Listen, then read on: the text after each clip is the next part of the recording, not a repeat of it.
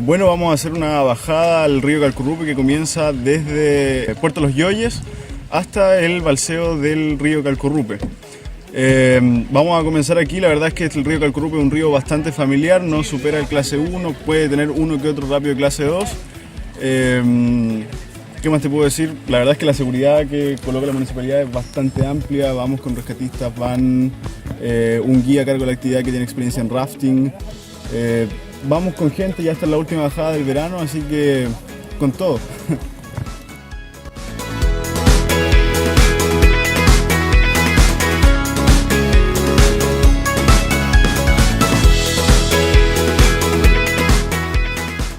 La verdad es que esta es una actividad ya tradicional, llevamos varios años haciéndola y la verdad es que la cantidad de la participación de la gente va en aumento año a año y actividad. Generalmente los cupos se llenan prácticamente en 15 a 20 minutos.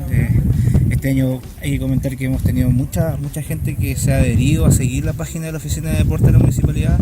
Están muy atentos a las publicaciones que hacemos día a día y se están sumando en gran cantidad a cada una de las actividades, así que estamos muy contentos. Como tú mencionabas, esta es la cuarta bajada que nosotros hacemos como grupal, digamos, como municipalidad, abierta a la comunidad. Ya hemos hecho 6 bajadas en total como grupo de Oficina de Deporte. Las primeras 2 fueron para reconocer el río, delimitar los lugares de parada, los sectores más complicados para poder trabajar bien en el tema de la seguridad de este tipo de actividades.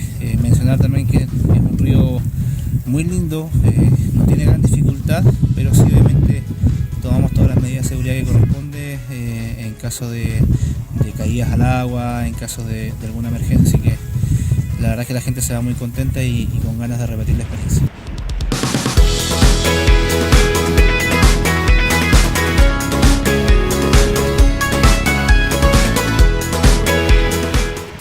Bueno, pocas palabras para describir esta fantástica experiencia.